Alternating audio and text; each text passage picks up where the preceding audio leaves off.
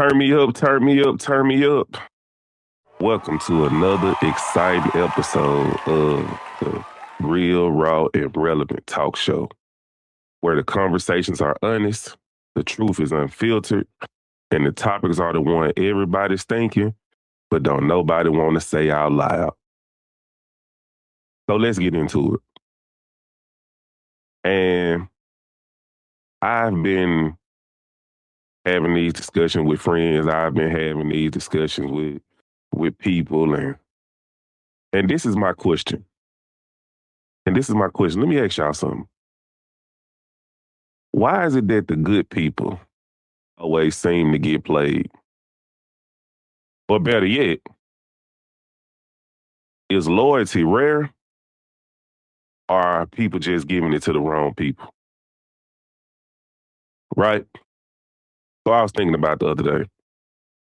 And sometimes we, as people, want relationships so bad, and then we ignore all the red flags. Right? The red flags, you see stuff constantly that you don't like, that you don't want to deal with, but something inside of you keeps telling you, just go ahead, it's okay. It's like that thing when you a child and your mama like, hey, don't touch that iron. It's hot. And every day you looking at that iron and you like, maybe the iron ain't hot. And so I'm gonna tell you the problem that we have. Sometimes we touch the iron when it's cold and forget that when you plug it up and it heat up, it's hot, and you think you can touch the iron the same way. And it's just like that in relationships. Because what we do is we say, oh, it's not a big deal. Oh, I just seen them do that to other people, but they won't do that to me. And we sit around and we like, nah, it's all good. I accept it. But here's the problem. What you allow, you also condone, right? Because if you allow it, that's essentially you telling somebody that it's okay that they doing what they doing. And one of my favorite quotes is, well, you knew this when you met me, or you already knew this going into this and you accepted it. And they are so right. Because at the end of the day, you accepted it. It was all butterflies and rainbows when everything was good. But the moment you get mad, now you got a problem. Why? Because now you understand, like, I'm upset. And so the things that might have been cute and stuff like that to you, you don't like it no more. It's kind of like when you got a child, and I've seen it.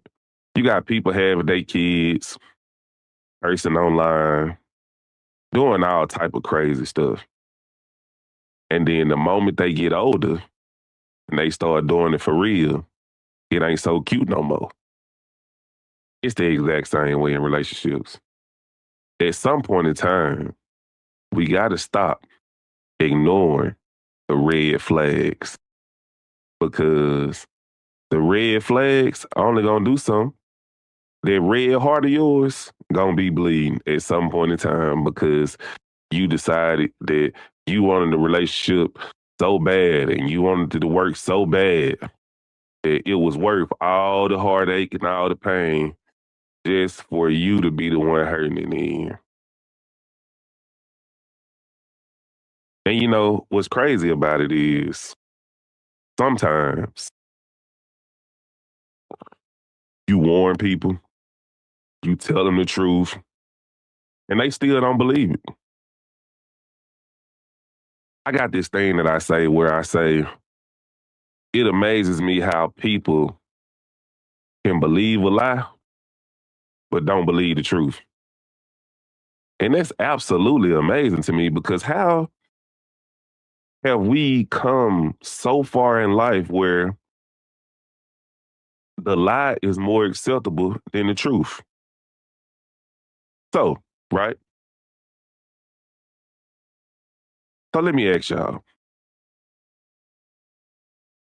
have you ever been warned by something and then you had to learn the hard way?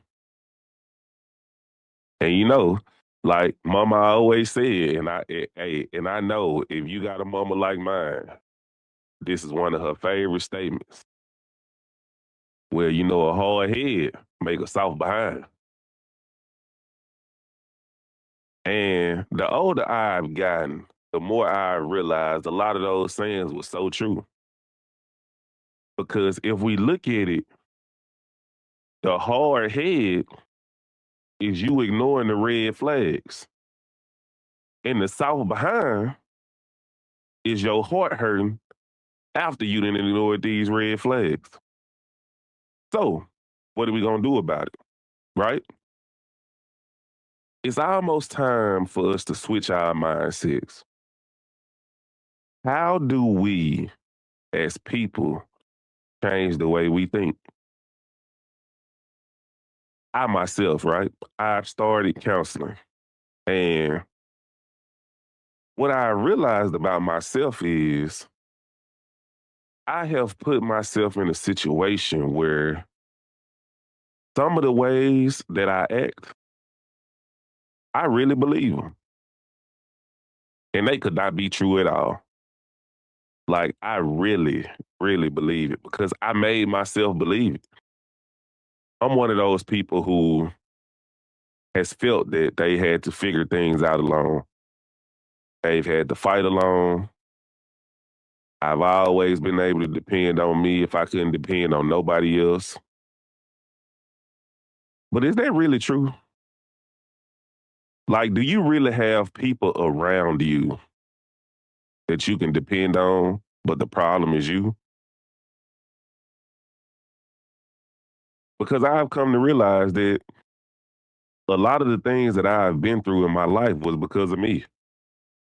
And not just ignoring red flags in relationships, but ignoring red flags in general, right?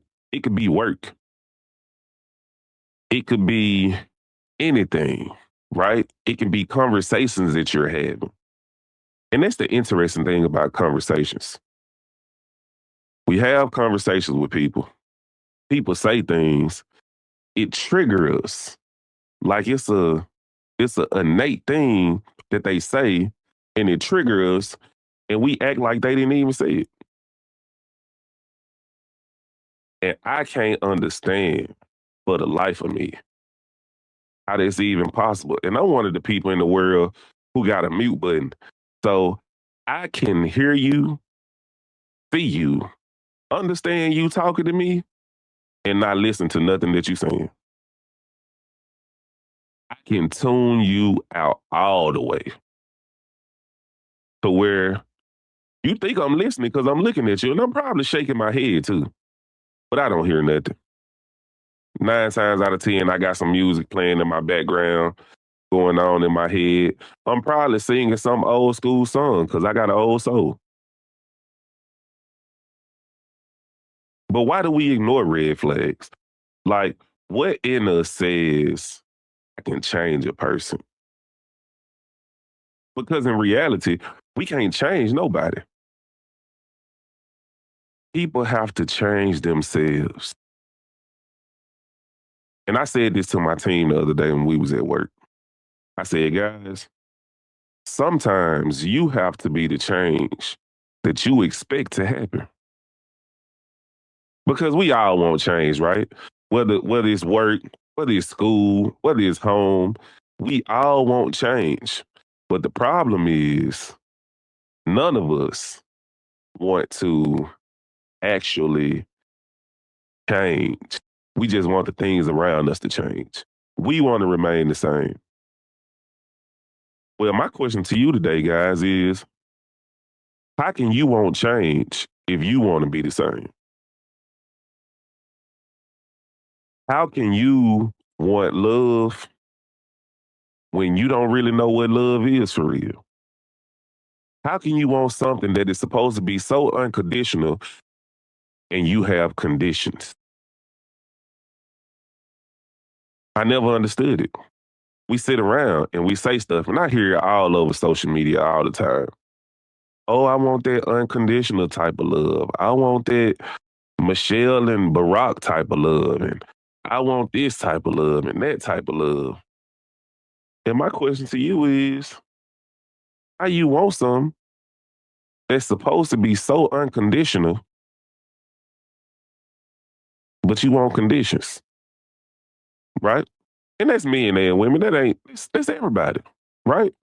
Everybody, right? Women needs provider, protector, someone who is emotionally connected. I do want to say something though about this. And this is to all of my single mothers or single parents.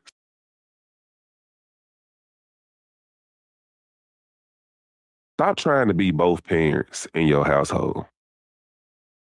If you are the mama, be the mama. Don't try to be the mama and the daddy. You can't be both because you're only one person. And I know that's the type of stuff that you tell yourself, oh, I got to be your mama and your daddy. No, all you got to do is be the mama. You can't be the daddy. It's impossible. You're one person. And I know it's going to rub some people the wrong way. But as my co host would always say, argue with your mama, not me. Because truth be told, you are one person, so you can't be two. But society has taught us that that's the thing to say. Oh, I'm a single parent. I'm the mama and the daddy. No, you're the mama. No, sir, you're the dad. You can't be the mama and the daddy.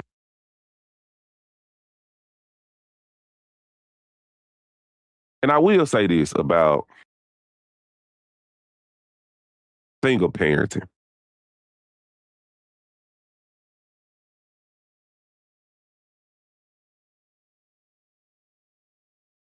To my young ladies out there, you cannot say you want a man who is emotionally stable and emotionally intelligent enough to share his emotions with you if you are the same person who's telling your son to stop crying and get tough.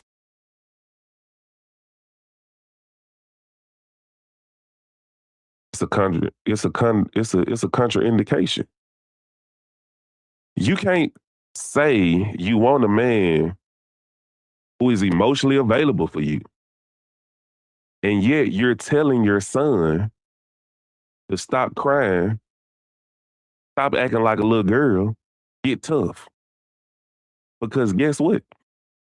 You are creating that man that you saying that you don't want. We got to change the way we think, guys. We got to. In order for us to be a better race, in order for us to be a better culture, in order for us to be a better world, we got to change the way we think. We got to change it. And I know some of these conversations are very unpopular. Some of these conversations I know that you don't want to have because you don't want the real answer. But some of these conversations got to be had. And that's the one that got to be had. Coming from a man who was raised in a household with a lot of women, I think the closest male cousin to me is probably, so as far as under me, the closest cousin under me is probably about 2 or 3, 4 years younger. But the closest cousin above me, ooh, that's rough. Um, yeah, they got me by 10 plus years easily. So I was raised with women. right? My best friends growing up was Britt and Alicia, who's also known as Bud. Inseparable. If we was together today, a time would be had.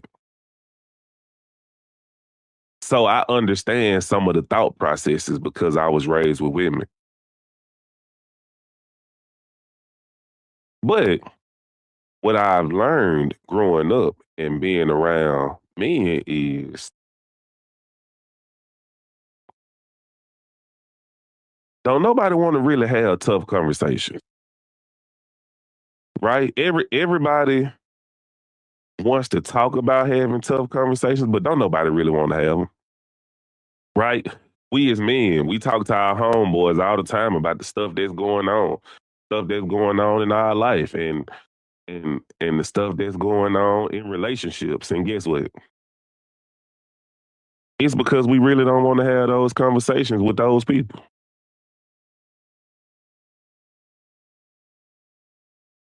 because we feel like, if I have this conversation, I already know how it's gonna go. Well, I'm learning that we really don't know how it's gonna go for real. We're just expecting what we're expecting. And that's sad because life has taught all of us that this is the reaction you're going to get when you give this action. Instead of giving people the benefit of the doubt, we do not give people the benefit of the doubt no more for nothing. And it amazes me because it's like, how, how, how, help me understand. Like how do you choose to be with somebody that you really don't want to talk to for real? And I'm guilty. I'm guilty of it. Um, I'm talking about I'm probably one of the most guilty parties of this whole conversation. So the conversation I'm having with you is the conversation that I've been having. Because I have not wanted to have conversations because I felt like I already knew what the outcome was. And just because you feel like you know what the outcome is, don't mean that you don't need to have the conversation. Because guess what happens? You start feeling the type of way. Resentment starts to creep in. Doubt starts to creep in. And if you anything like some of the people that's in my life, I promise you, you wear your emotions on your sleeve. You start overthinking. You start getting drastic. You just start doing stuff that makes no sense at all because you don't want to have a conversation. And like I said, I'm guilty because I promise you, I'm one of those people who do not want to have them hard conversations. But I'm also going to counseling for it. And what I'm learning in counseling is it is absolutely okay for you to feel the way you feel because it's your perception. It's the way you see things, but that does not mean that the way you feel is correct. And that's the point that we have to move past. Just because we think that it's right, don't mean it's right. And if we being honest, most of the time we wrong. Because it ain't even how the conversation gonna go. Most of the time, you have the conversation and you like, oh, that's not what I expected.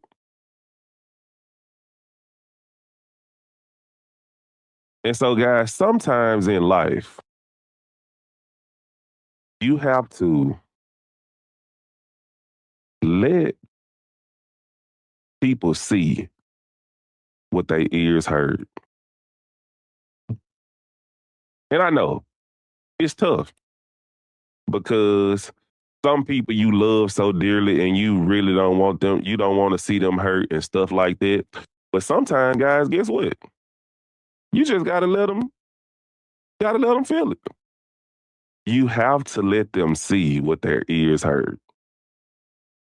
Because at the end of the day, it's gonna be their choice anyway, no matter what you say. And oftentimes, the things that you try to push people away from are the things that they get closer to.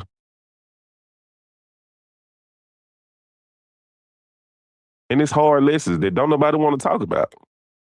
Because nobody wants to hear, I told you so. But if we being honest, you passed it now. Because it didn't happen. So ain't no need to avoid it because you didn't avoid it. And so if you didn't avoid it, don't avoid it. Take it on the chin. Roll with the punches. Learn from it. Live from it. That's all you got to do. And that's just being honest. And I'm going to close us out by saying this.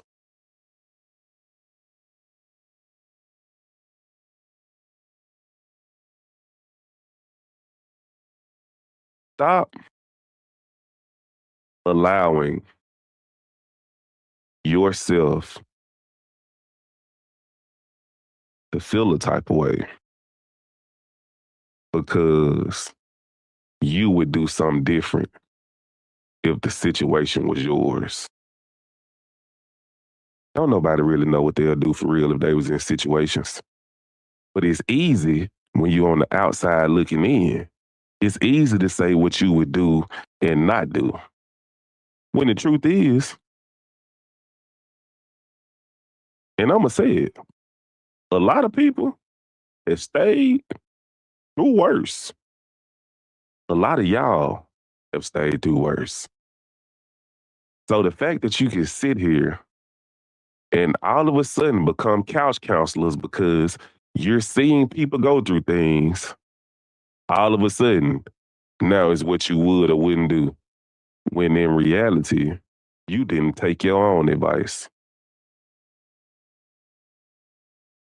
And I'll close by saying this. This has been a real, raw, and relevant conversation. If you rock with real conversations, real perspectives, make sure you stay tapped in. Because we going to do it to it. And remember, we here for a good time, not a long time. Holla at your boy. This is Rated R, the podcast that doesn't ask permission. New episodes every Friday. Uncensored stories, unfiltered voices, the conversation you're not supposed to hear. Rated